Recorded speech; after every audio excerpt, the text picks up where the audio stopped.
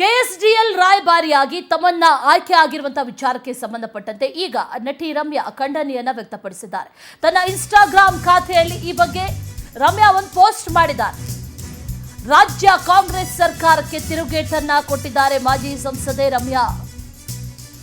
Karnataka soaps and detergents ಲಿಮಿಟೆಡ್ನ brand ambassador ಆಗಿ ನಟಿ ತಮನ್ನಾ ಭಾಟಿಯಾ ನೇಮಕ ಆಗಿದ್ದಾರೆ. ಈ ನಿರ್ಧಾರವನ್ನ ವಿರೋಧ ಮಾಡಲಾಗ್ತಾ ಇದೆ. ಸಾಕಷ್ಟು ಖಂಡನೆಗಳು ಕೂಡ ವ್ಯಕ್ತವಾಗ್ತಾ ಇದೆ. ಈಗ ನಟಿ ರಮ್ಯಾ ಕೂಡ ಒಂದು ಪೋಸ್ಟ್ ಹಾಕಿ ತಿರುಗೇಟನ್ನ ಕೊಟ್ಟಿದ್ದಾರೆ.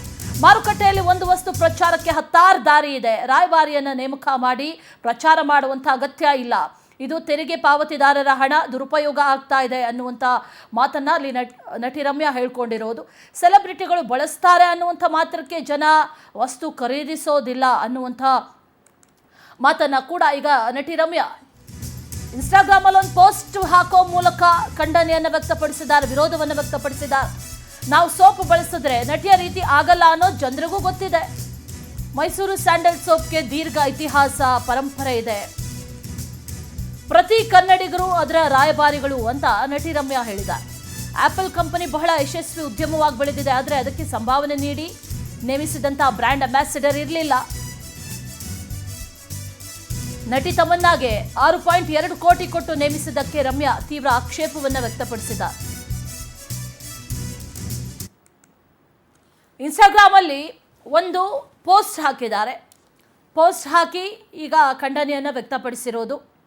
ಡೀಟೇಲ್ಸ್ ಅನ್ನ ಕೊಡ್ತಾರೆ ನಮ್ಮ ಪ್ರತಿನಿಧಿ ದೀಪಾ. ನೇರ ಸಂಪರ್ಕದಲ್ಲಿ ಜಾಯಿನ್ ಆಗ್ತಾ ಇದ್ದಾರೆ. ದೀಪಾ, ರಾಜ್ಯಾದ್ಯಂತ ಸಾಕಷ್ಟು ರೀತಿಯಲ್ಲಿ ಸಾಕಷ್ಟು ಖಂಡನೆಗಳು ವ್ಯಕ್ತವಾಗ್ತಾ ಇದೆ.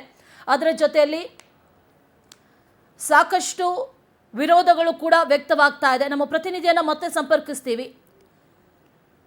ಕೆಎಸ್ಡಿಎಲ್ನ ಬ್ರ್ಯಾಂಡ್ ರಾಯಭಾರಿಯಾಗಿ ನೇಮಕ ಆಗಿರೋದು ಈ ಒಪ್ಪಂದದಿಂದ ರಾಜ್ಯ ಸರ್ಕಾರಕ್ಕೆ ಹೊರೆಯಾಗುತ್ತೆ, ರಾಜ್ಯದ ಖಜಾನೆಗೆ ಹೊರೆಯಾಗುತ್ತೆ ಅನ್ನುವಂಥ ವಿಚಾರ. ಇದ್ರ ಬಗ್ಗೆ ಒಂದಷ್ಟು ಚರ್ಚೆಗಳು ಕೂಡ ಆಗ್ತಾ ಇದೆ. ಡೀಟೇಲ್ಸ್ ಅನ್ನ ಕೊಡ್ತಾರೆ ನಮ್ಮ ಪ್ರತಿನಿಧಿ ದೀಪಾ, ನೇರ ಸಂಪರ್ಕದಲ್ಲಿದ್ದಾರೆ. ದೀಪಾ, ಸಾಕಷ್ಟು ವಿರೋಧಗಳು ವ್ಯಕ್ತವಾಗ್ತಾ ಇರೋದು, ಖಂಡನೆ ವ್ಯಕ್ತವಾಗ್ತಾ ಇರೋದು. ಈಗ ರಮ್ಯಾ ಕೂಡ ಇದ್ರ ಬಗ್ಗೆ ಖಂಡನೆ ವ್ಯಕ್ತಪಡಿಸಿದ್ದಾರೆ. ಡೀಟೇಲ್ಸ್ ಕೊಡೋದಾದ್ರೆ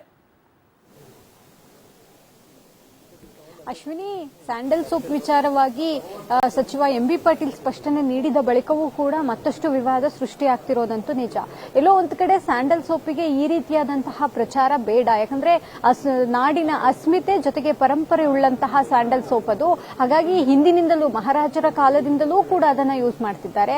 ಅದಕ್ಕಾಗಿ ಪ್ರಚಾರ ಮಾಡುವಂತಹದ್ದು, ತೆರಿಗೆ ಹಣ ವೇಸ್ಟ್ ಮಾಡುವಂತಹದ್ದು ಯಾಕೆ ಅನ್ನುವಂತಹದನ್ನ ನಟಿ ಹಾಗೂ ರಾಜಕಾರಣಿ ರಮ್ಯಾ ಇನ್ಸ್ಟಾಗ್ರಾಮ್ ಅಲ್ಲಿ ಒಂದು ಪೋಸ್ಟ್ ಹಾಕಿರುವಂತಹದ್ದು. ಐಫೋನ್ ಅಂತಹ ಬ್ರ್ಯಾಂಡ್ಗಳಿಗೆ ಯಾವುದೇ ರೀತಿಯ ರಾಯಭಾರಿಯನ್ನ ನೇಮಿಸಲಿಲ್ಲ. ಅದು ಯಾವತ್ತಿಗೂ ಕೂಡ ಬ್ರ್ಯಾಂಡ್ ಆಗೇ ಉಳಿದಿದೆ. ಅದೇ ರೀತಿ ಸ್ಯಾಂಡಲ್ ಸೋಪ್ ಕೂಡ ಬ್ರ್ಯಾಂಡ್ ಆಗೇ ಉಳಿಯುವಂತಹ ಸೋಪು. ಅದಕ್ಕಾಗಿ ಅದರದ್ದೇ ಆದಂತಹ ಪಾರಂಪರಿಕವಾದಂತಹ ಇತಿಹಾಸ ಇದೆ. ಆ ಇತಿಹಾಸವನ್ನ ಯಾರು ಕೂಡ ಅಳಿಸೋದಿಕ್ಕೆ ಆಗೋದಿಲ್ಲ. ಅದಕ್ಕಾಕೆ ತೆರಿಗೆ ಹಣವನ್ನ ವೇಸ್ಟ್ ಮಾಡಬೇಕು ಅನ್ನುವಂತಹ ನಿಟ್ಟಿನಲ್ಲಿ ಇದೀಗ ಪೋಸ್ಟ್ ಒಂದನ್ನ ಹಾಕಿರುವಂತಹದ್ದು. ಈ ಒಂದು ರಾಯಭಾರಿಯನ್ನ ನೇಮಕ ಮಾಡಿರೋದಕ್ಕೆ ಖಂಡನೆಯನ್ನ ವ್ಯಕ್ತಪಡಿಸಿರುವಂತಹದ್ದು. ಯಾವಾಗ ತಮನ್ನಾ ಭಾಟಿಯಾ ಅವರನ್ನ ನೇಮಕ ಮಾಡಿದ್ರು ರಾಯಭಾರಿಯನ್ನಾಗಿ, ಅಂದಿನಿಂದಲೂ ಕೂಡ ಹೆಚ್ಚಿನ ಒಂದು ಕನ್ನಡಿಗರು ಜೊತೆಗೆ ಕನ್ನಡ ಪರ ಸಂಘಟನೆಗಳು ದೊಡ್ಡ ಮಟ್ಟಿನ ಆಕ್ರೋಶವನ್ನು ಕೂಡ ವ್ಯಕ್ತ ಮಾಡ್ತಾ ಇದ್ದಾವೆ. ಯಾಕೆ ತೆರಿಗೆದಾರರ ಹಣವನ್ನ ವೇಸ್ಟ್ ಮಾಡ್ತಿದ್ದಾರೆ? ಸುಮಾರು 6,20,00,000 ಹಣ ವೇಸ್ಟ್ ಆಗ್ತಾ ಇದೆ. ಹಾಗಾಗಿ ಇದು ಸರಿಯಲ್ಲ ಅನ್ನುವಂತಹದ್ದನ್ನು ಅವರು ಕೂಡ ಹೇಳಿದ್ರು. ಇದೀಗ ನಟಿ ಮತ್ತೆ ರಾಜಕಾರಣಿ ಆಗಿದ್ದಂತಹ ರಮ್ಯಾ ಕೂಡ ಇದೇ ಮಾತನ್ನ ಹೇಳಿ ಖಂಡನೆಯನ್ನ ವ್ಯಕ್ತಪಡಿಸಿರುವಂತಹದ್ದು. Ashwini. Okay, right Deepa, thank you ಡೀಟೇಲ್ಸ್ಗೆ.